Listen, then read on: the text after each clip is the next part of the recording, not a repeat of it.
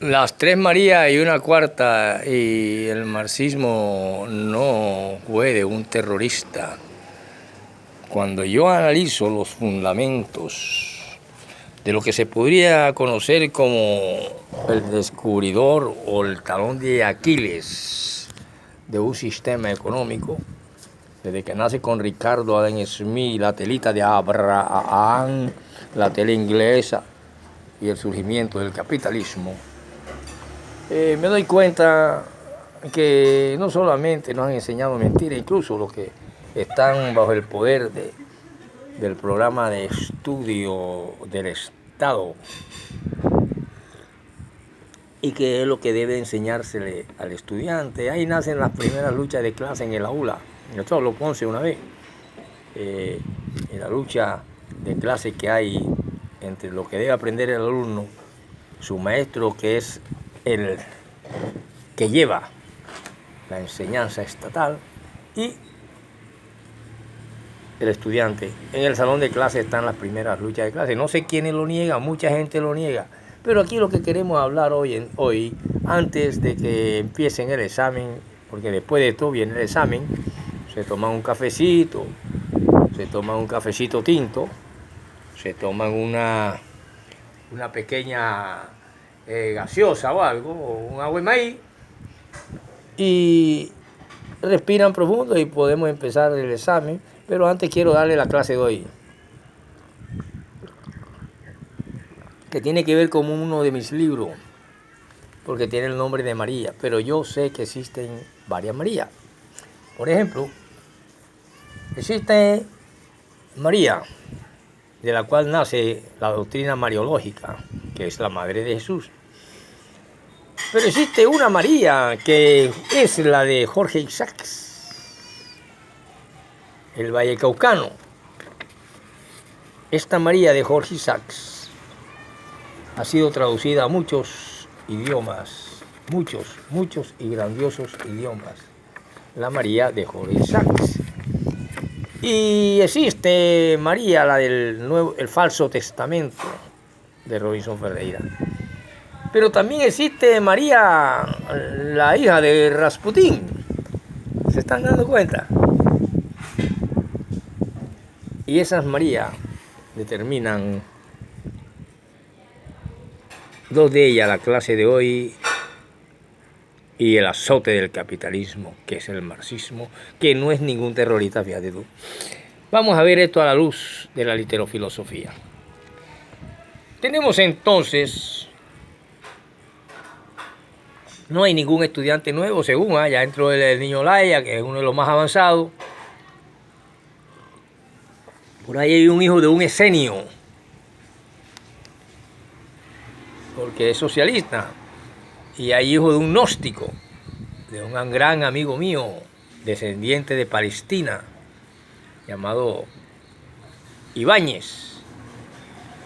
Y tiene un hijo y me lo ha mandado a clase, es el más joven de todos ustedes. Bueno, él desciende de un padre que es gnóstico, que existieron antes de Jesús.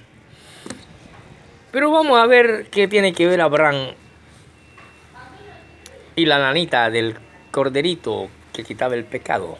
Antes de que apareciera el cordero que quita el pecado del mundo, eran unas ovejitas que servían de alimento, porque no había vacada, y servían también de sacrificio a Dios por los pecados. Lo hizo Abraham, y para medir la fe de él, Dios le dijo que sacrificara a su hijo. Y recuerdan ese pasaje, y él va con la leña, el pobre Isaac. Yo me imagino la psicología de Isaac en ese momento, el terror del niño. Pero padre, ¿cómo me vas a hacer esto? Tú que tanto me quieres. No, porque Dios me dice, mi hijo. Y entonces nació una ovejita que estaba allá enredada, y esa fue la que sacrificaron. Y ahí se midió la fe de Abraham. Y de ahí, de esa fe, nace, cuando se trasquina la oveja, la tela inglesa con que se fabrica el dinero, que dice que es el único que vale, porque está hecho con la tela inglesa. Pero aparece la economía de Ricardo y Adam Smith, y aparece también un judío que provenía de padres judíos protestantes ortodoxos. Y ese descendiente de judío se llama Karl Marx, que nunca ha aprendido ni un traqui-traqui. pero sin embargo le temen. Pero le temen a su doctrina descubridora de las ignominias, del robo y el saqueo de la fuerza de trabajo de los que morían en las máquinas. Y él denuncia eso. Y todo el que denuncia algo de un sistema o de algo, por supuesto que no lo van a mirar bien. Y así nacen los partidos marxistas y luego lo de China maoísta y etcétera, trotskista, leninista, clase obrera, Marx Lenin. Bueno, no vamos a hablar ahora de partido, pero sí voy a ver, para que usted sepa qué es marxismo, porque he visto muchos conferencistas mundiales, por la prensa, por la radio, por YouTube, que hablan de Karl Marx. Pero realmente muchos de ellos no saben que sus hijos y su esposa murieron de hambre y tuberculosa cuando le quitaron las cátedras. No tenía con qué alimentarse. Gracias a Engel, que le da la mano, que hijo de un industrial que vende carro y compra carro, él logra sobrevivir, pero muere también en la miseria de tanta filo. Entonces Karl Marx denuncia de esas cosas. Pero ¿qué tiene que ver Marx, profe, con la clase de litografía de nosotros ahora que estamos viendo a María, hasta María, la hija de Rasputín? Bueno, esa otra María. Quiero decir lo siguiente, estudiante, que usted no puede hablar de Karl Marx y quedarse solamente con la ovejita de Abraham y la nanita que trasquila para que hagan la tele inglesa con que se hacen los billetes que dicen que no son falsos. Porque es que existe una cuestión fundamental de la doctrina de Marx, como existe la cuestión fundamental de la doctrina de Cristo.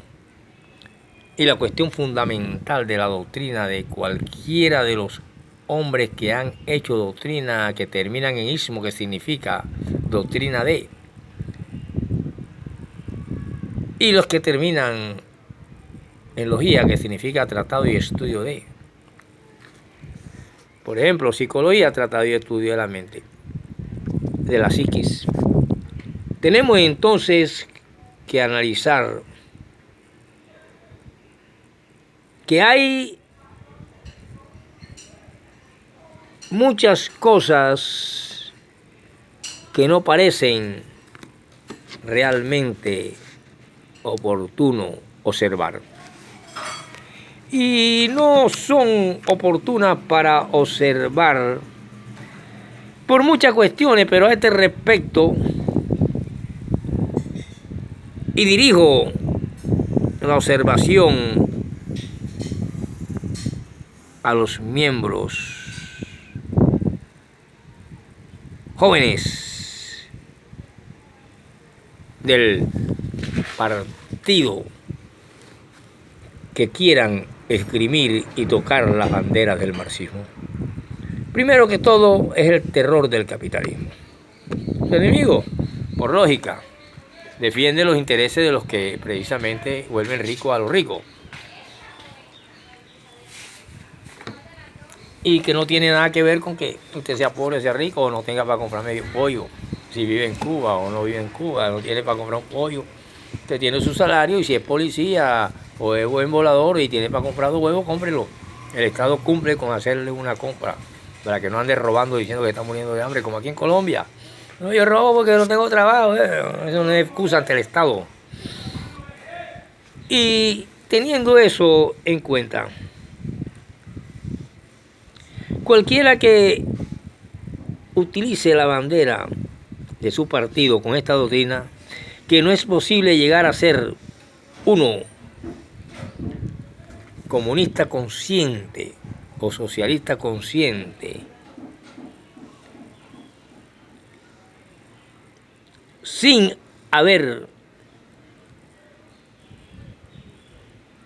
consultado realmente todo lo que otros anteriores a Marx dieron como fundamento para que Marx se nutriera y creara el marxismo. Y yo le puedo hablar de una cuestión elozoísta y le puedo hablar de un hegelismo que también tiene que ver con la fenomenología del espíritu. Y esos unidos a Plejánov ha escrito y han escrito sobre filosofía. Y es lo mejor que existe en esta materia, en toda la literatura marxista internacional, y que fue tomada por un trabajador llamado Lenin. No sé si Lenin es el diablo o no es el diablo, pero le sirvió para la Revolución Rusa de 1914. O Revolución Bolchevique. Debe de ser el diablo así como Pancho Villa fue el diablo para los días y toda esa gente que gobernaban allá en México. Por lo tanto, todavía se habla acerca de los problemas de los sindicatos. Es todavía la hora, y a pesar de aquellos antiguos pensadores, que el sindicato, o lo que representan la lucha trabajadora, muchos terminan siendo unos lazarillos de ton, o terminan siendo los saqueadores de la misma clase obrera.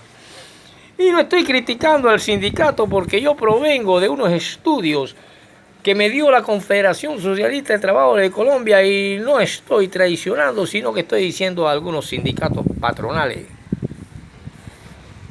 Y por eso fue que mataron a un Márquez, más a un sindicalista que después era más prepotente que cualquiera de los grandes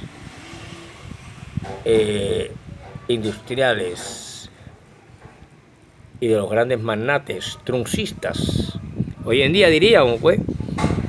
Por lo tanto, si yo quiero ver el marxismo como una concepción del mundo,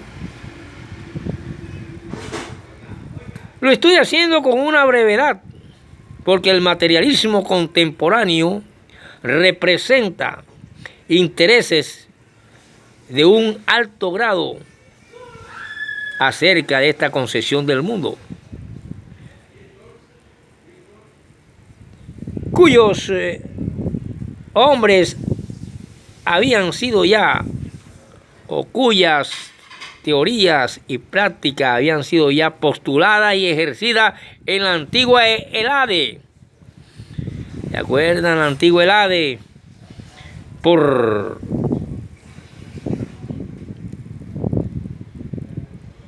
cuestiones que no eran postuladas en ese momento en la antigua Helade.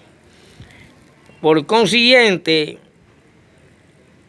y por lo cual podemos hablar de un Demócrito, y podemos hablar de los pensadores ionianos, sus precursores, los que desarrollan el ilizoísmo, el hegelismo y el análisis de la fenomenología del espíritu.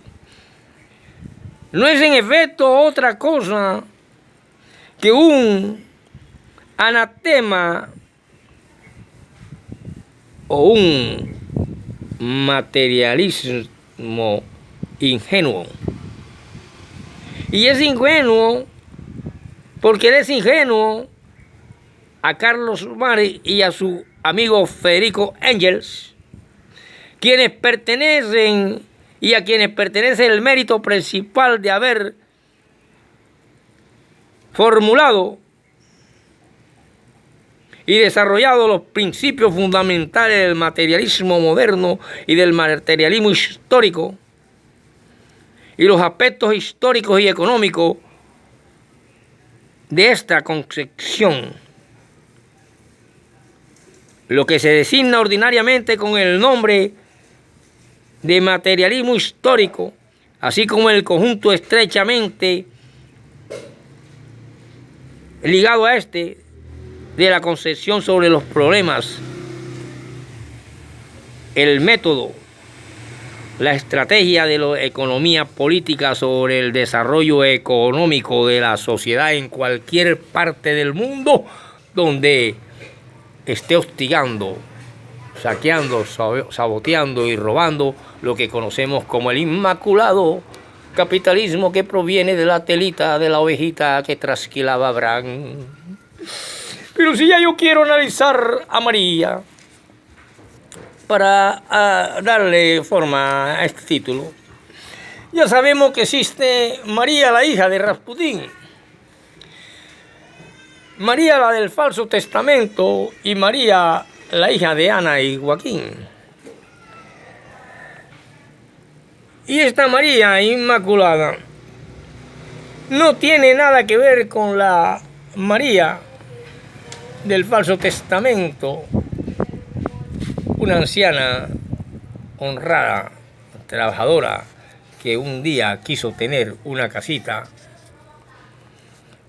y que forma parte o es la protagonista del libro de este profesor que les habla. Pero si yo voy a los anales de la María de Jorge Isaacs, que es otra María, para no meternos con la princesa María Magdalena, la que algunos afirman que la boda de Caná era su matrimonio con Jesús. Podemos también analizar que en el año de 1867, usted está hablando con el profesor Roy, usted haga silencio, nariz de guacamaya, porque estamos en clase. En el año de 1867 apenas se publica la primera edición de María, la de Jorge Isaacs, en los talleres de un hombre llamado José Benito Gaitán, en Bogotá. Y en los talleres de él, igual que los talleres de Barranquilla, y en la encuadernación del barrio Los Pinos, se llevó a imprimir y a realizar y al taller un libro de Robinson Ferreira, Edien Muriel. Por lo tanto, correrá la misma suerte el Falso Testamento de María, que pronto yo sé que Dios me ayudará para recoger el dinero y poder publicarlo. Ese mismo año en que se publica María, la de Jorge Isaacs, estas clases se las voy a dar en 3 partes, para que entonces sí puedan saber cómo hacer un examen con Ferreira. Cuando en el año ese mismo de 1867, que se lleva a cabo la primera edición de la obra de María de Jorge Isaacs, que hoy aparece en los libros, en los billetes 5.000, en los billetes precisamente de la telita de Abraham. Ese mismo año nació en una aldea de Metapá, Nicaragua, el grandioso poeta Rubén Darío. Pues no, pero ¿quién era Rubén Darío? Un poeta. ¿Y qué hizo? Un libro. E inicia el modernismo en América Latina. Se dice que la edición de María fue de 800 a 1000 ejemplares por primera vez. Hoy es imposible saber cuántos cientos de miles se ha impreso en muchas lenguas y naturalmente en todas las ciudades importantes donde se publican libros en castellano. Como lo mejor logrado de cuanto en América hispana se haya escrito en el género romántico. Ojo, pertenece al género romántico. Nuestra lengua española pertenece al bloque lingüístico romancero o romance. Lo mismo el francés, el italiano. Por lo tanto, queridos estudiantes, yo solamente así puedo entender al profesor Ferreira y su obra, para poder entender cuando me toque leer el Falso Testamento de María. Una mujer que deja en las boncas por donde corre el río en sus raíces y las estremecen, pero al mismo tiempo se bambalean las lanchas de los Ferreira, las lanchas lecheras y las lanchas ganaderas, cerca a la finca del Chori, frente a don Erasmo Ordóñez. Y en esas lanchas que se bambalean estaba el arca de Noé de Federico Ferreira, que una mañana amaneció hundida. y donde el nono, el que vendía arepa, hijo de Ernesta de la Hoz, le daban ataque y se iba al río y se chamboleaba a la gente para sacarlo. Inmediatamente le compraban la olla de arepa, que muchas veces se iba al agua. Y el nono, cuando llegaba el niño de la Hoz, andaba orgulloso por todas las polvorientas calles del Magdalena en Remolino, diciendo: ha llegado el niño de la Hoz, ha llegado el niño de la Hoz, y se sentía orgulloso de tener un sobrino barranquillero. Y ese escritor que le habla, que soy yo, mírenme bien. Entonces, mire, si tenemos en cuenta estas Marías, podemos determinar que aún se sigue editando y sigue editándose esa novela, considerada como la mejor lograda de cuantos en literatura hispanoamericana se haya escrito. Lo mismo ha sucedido con la doctrina marxista. Mucha gente la ha tratado de interpretar y han llegado a ver libros incluso escritos por los agentes secretos de la CIA, que hablan en un libro llamado El marxismo en América Latina. Imagínese tú esa porquería. Un policía de la CIA acostumbrado a torturar y a torturarse y a torturar a sus mismos amigos para decir lo que le convenga a lo que hacen el dinero con la ovejita de Abraham y la telita inglesa. Por lo tanto, en literatura hispanoamericana y en la literatura latinoamericana se ha tergiversado tanto el marxismo, pero no se ha podido tergiversar las raíces fundamentales del Valle del Cauca, donde corre, y Bogotá, donde corren la historia de la Inmaculada María Tuberculosa de Jorge Isaacs. Por lo tanto, le está hablando su profesor Robinson Ferreira de literatura. Y quizás, y me perdonen queridos estudiantes, que sea diferente a esos conferencistas que ustedes ven por los canales de la ciencia tecnológica de hoy en día, que buscan el acomodo para ver cuántos seguidores tienen. A mí nada más me interesa un solo seguidor. Usted vale por 5 millones. Y cuando hablo de estas cosas, un papa, un profesor, un político, no busco miles de seguidores, porque son pocos los que me pueden entender en este planeta Tierra. Se dice, y creo yo, que Rasputín tuvo una hija y se llamó también Mari, o María, quien escribe el libro La hija de Rasputín. Se dice también que allá en Metapá llegó a ser desde París Rubén Darío el abanderado del modernismo. Se dice que la crítica llegó a un consenso aprobatorio casi universal, muy parecido, para analizar la suerte del niñito que, nacido en una choza infeliz de Metapá, llegó a ser uno de los más grandes poetas de América Latina y hispana, capaz de proponer un género así, profesor, como usted inventó la literatura, sí, algo así, creando el modernismo y llevándolo a Europa. Mientras Fedor Dostoyevsky en Rusia también se alzaba ya desde un poco antes como el creador del modernismo en la lengua eslava, que tiene 90 letras. Nosotros el abecedario tiene 28, 22, antes tenía 16, nos han regalado los chinos, nos han regalado los americanos, la W y eso, y nos han regalado los alemanes, la K y todas esas cuestiones. Entonces, ¿qué pasa?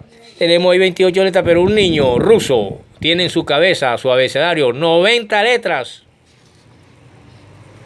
Por lo tanto, son inteligencias diferentes. Cuando nosotros vemos los versos que se difundían por España y América de Rubén Darío provocaron una revolución literaria, la más profunda a comienzo del siglo. Quizás, como Darío, fueron hijos de la provincia. La carga poética que de la provincia sacaron ha tenido resonancia universal. Voy a dejarles ahí, queridos estudiantes, porque vamos a pasar al examen. Después de este pequeño fragmento sobre marxismo que les voy a leer o les voy a explicar.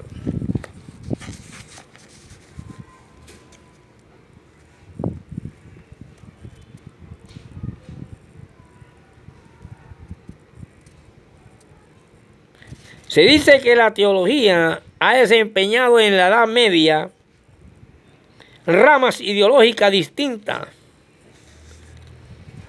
y ha creado y ha hecho y ha ejercido y ha practicado un papel mucho más importante que el que actualmente y en el presente da.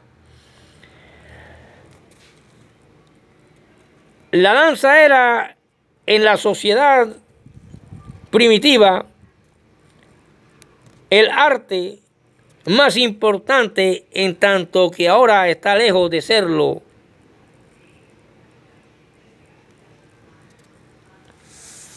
Etcétera y etcétera. Por eso es cuando vemos en el libro de Chaniou, en la escuela Church, escrito en París 1883, en la página 378 a la 379, vemos una observación muy fina sobre la psicología de los románticos. Estamos hablando de teorizar romanticismo, género romántico, y aquí pasamos a analizar a la luz del marxismo estas cuestiones. Chaniou hace notar que el romanticismo ha hecho su aparición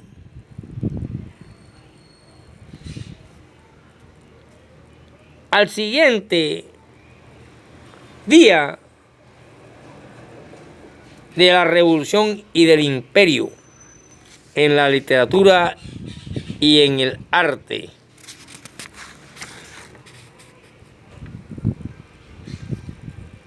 Y fue una crisis parecida a la que se produjo en las costumbres de la época. Fíjense ustedes cómo aún a la luz del marxismo puede ayudarnos a entender las artes, la religión y muchas cosas. Por lo tanto, para mí, señores, Carlos Marx jamás fue ni pensó ser un terrorista. Fue una víctima como el Cristo de una sociedad en un momento dado.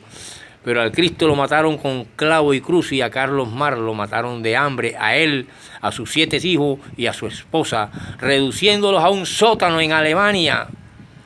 Un sótano por donde pasaba la alcantarilla, fue lo único que le quedó después de su gran mansión y su casa, y de haber salido sacado de las cátedras de las universidades de Bonn, sencillamente porque escribió un libro llamado El Capital. Nos vemos con el profesor Robinson, y no coma cuento, y no le dé vergüenza ser marxista si quiere ser marxista o cristiano, si le dicen revolucionario. Si Cristo fue revolucionario, bendito sea el Cristo, porque está con los pobres del mundo. Lo mismo que Carlos Marx. Que usted utilice el marxismo o el cristianismo para asesinar, robar y saquear es otro problema, como utilizar un cuchillo, que no tiene culpa de que usted asesine a su propio hijo con él, como lo iba a hacer Isaac y Abraham con Isaac, y Isaac poniéndose por la fe a que Abraham lo asesinara.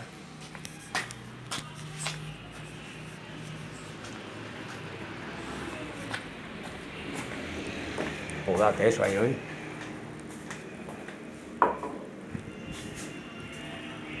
Tú, porque pues inteligente tu papá. Yo vi visitado plata, yo vi, tú me estás arruinando, yo vi.